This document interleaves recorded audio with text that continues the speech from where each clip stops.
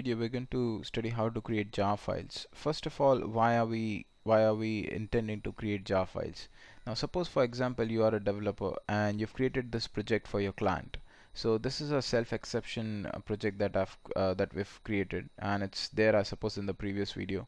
In the source package I've got com.tx and I've got these three classes. First of all, as a developer, now this is nothing to do with the client, this is me as a developer, and I've created these three files.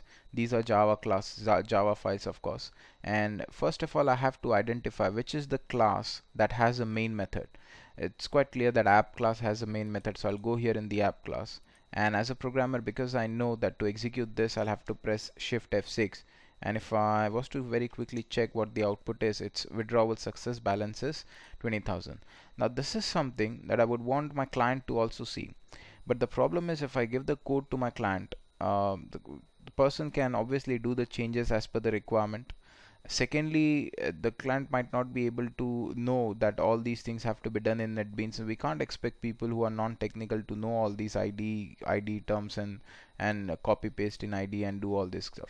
So what we have to do is, we give them a one single file which is called as a jar file. So the entire project is packaged into a archived file which is called as a jar file, and we give that jar file to our client. And because it's a desktop application and it's a command line application, it'll start a command prompt here, and in this command prompt we'll execute the jar file, and the output that we see over here in NetBeans console will exactly be displayed here in the command prompt. So that's how we're going to do. This is about packaging and distribution of project.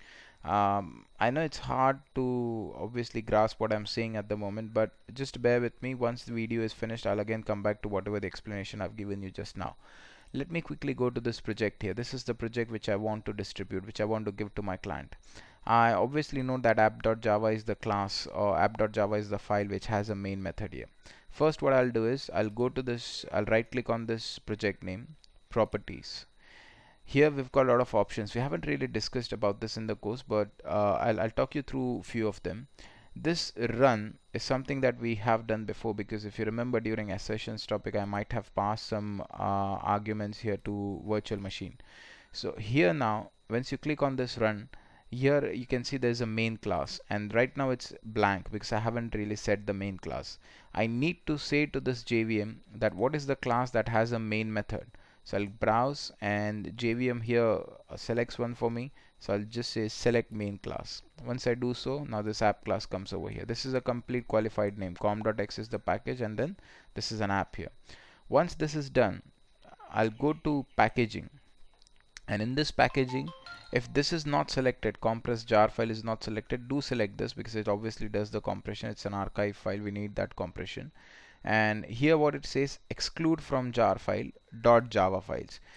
.java files are the codes that we have written. We don't give the codes, remember. You might find it very awkward here listening to that, but we don't give the codes, we give the .class file. We don't give .java files, we give .class file.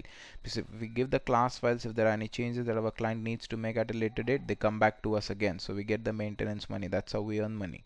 Because if we give the Java files, they'll hire some developer and they'll do the changes as per their requirement in the future, and they'll not even remember you for creating the entire code from scratch. So we don't give the Java file, always leave it the way it is. Click OK here. Once you do so, all the settings have been done, and now to generate the Java file, you've got to right click on this and say clean and build. Clean means it first deletes all the Java files, then it creates Java files for us, and then it executes the class file, and then it builds the entire jar file. In short, just got to click clean and build. Don't go for build or clean, just go for clean and build. Once you do so, finished building, it says finished building self exception. Now this is obviously going to be inside the project folder, so I'm going to go to my documents NetBeans project here. This is my project folder self exception. Inside this there's a folder that gets created which is distribution. It's dist is a short form of distribution.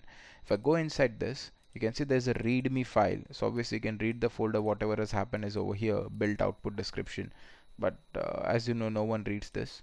But this is the main thing, self exception. This is something that we are supposed to give to the client.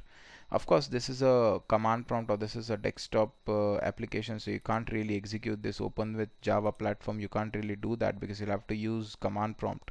But if it was a applet application or a Swing or anything else, then we can always test our output from here.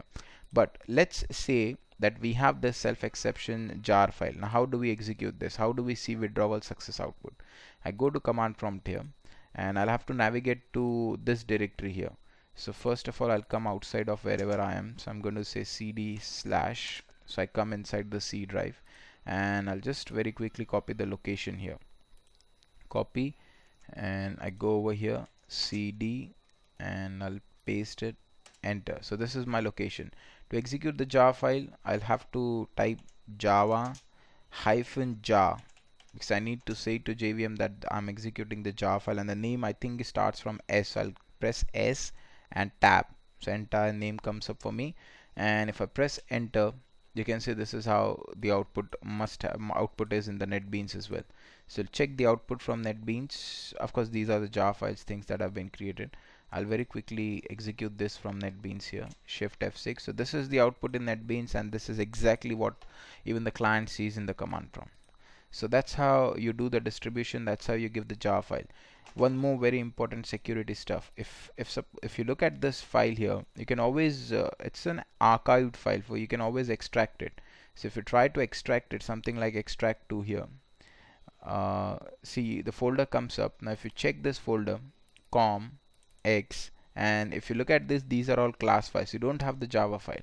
Well, if you want to do changes, good luck doing changes with the class file, because you're not going to understand anything.